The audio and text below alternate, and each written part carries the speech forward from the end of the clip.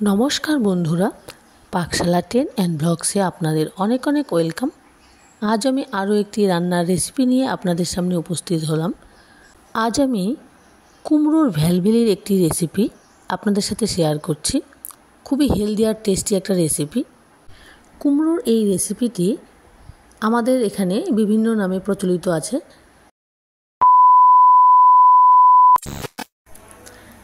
রেসিপিটি তৈরি করবার জন্য কুমড়ো এরকম ছোট ছোট টুকরো করে কেটে জল দিয়ে ভালো করে ধুয়ে নিয়েছি, আর দুটো কাঁচা লঙ্কা নিয়েছি, আর বড় সাইজের একটি রসুন নিয়েছি।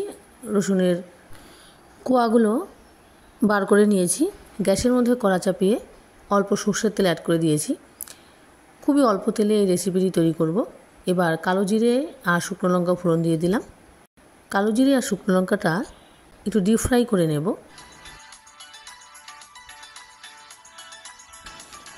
এবারে ওর মধ্যে রসুনের কোয়াগুলো দিয়ে দিলাম।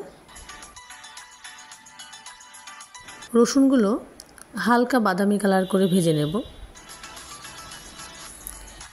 মিডিয়াম আছে অনবরত নেড়েচেড়ে রসুনগুলো ভেজে নিতে হবে।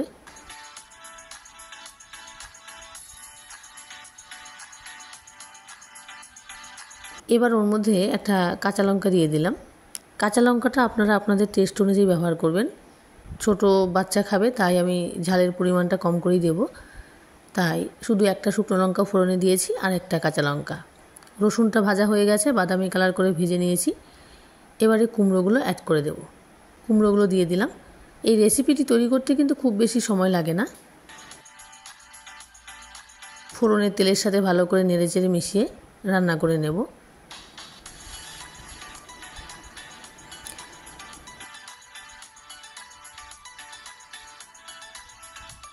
ভালো করে মেশানো হয়ে গেলেই স্বাদ অনুযায়ী নুনটা অ্যাড করে দিলাম।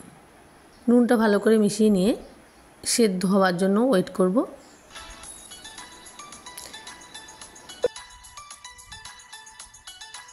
নুনটা মেশানো হয়ে গেছে। আমি 2-3 মিনিটের জন্য ঢেকে দিয়েছিলাম, ঢাকনা সরিয়ে দিয়েছি, আর অনেকটাই জল বেরিয়েছে কুমড়ো থেকে। এবারে হলুদ গুঁড়ো দিয়ে দিলাম। পরিমাণ অনুসারে হলুদ গুঁড়োটা দিয়ে দেওয়া হলো। ভালো করে মিশিয়ে নেব। কুমড়ো থেকে যে এক্সট্রা জলটা বেরিয়েছিল, এই এক্সট্রা জলটা শুকনো পর্যন্ত রান্না করে নেব। কুমড়ো অলরেডি সেদ্ধ হয়ে গেছে।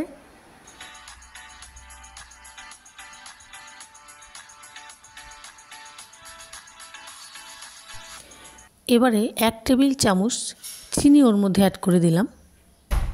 চিনিটাও আপনারা আপনাদের টেস্ট অনুযায়ী ব্যবহার করবেন। চিনিটা ভালো করে মিশিয়ে নিলাম।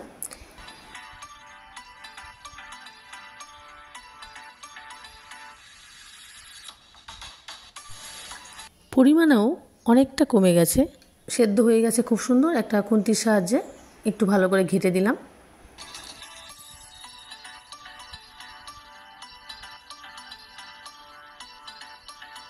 আরও কিছুটা সময় লাগবে রেসিপিটি তৈরি করতে।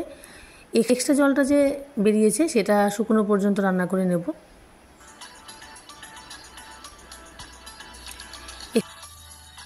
এক্সট্রা জলটা শুকিয়ে গেছে। রেসিপিটি প্রায় তৈরি হয়ে গেছে।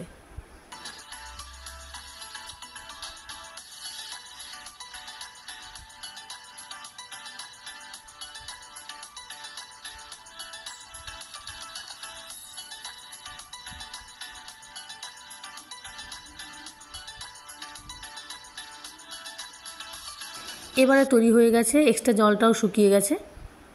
একটি পাত্রের মধ্যে গরম গরম সার্ভ করে নেব। এরকমভাবে কুমড়ো রেসিপিটি তৈরি করে গরম গরম ভাত, রুটি, পরোটার সাথেও পরিবেশন করা যেতে পারে। আমি যেভাবে কুমড়োর এই রেসিপিটি তৈরি করেছি, আপনারাও ঠিক সেভাবে তৈরি করে অবশ্যই একবার ট্রাই করে খেয়ে দেখবেন। আমার আজকের এই রেসিপিটি যদি আপনাদের ভালো লেগে থাকে, লাইক, শেয়ার, কমেন্ট করবেন। আর নতুন বন্ধুদের উদ্দেশ্যে বলছি, প্লিজ আমার ভিডিওগুলি যদি ভালো লেগে থাকে আমার চ্যানেলটি সাবস্ক্রাইব করে আমার পাশে থাকবেন। ধন্যবাদ। আজকের মতো এখানেই বিদায় নিচ্ছি। আবারও আসবো অন্য কোনো নতুন ভিডিও নিয়ে।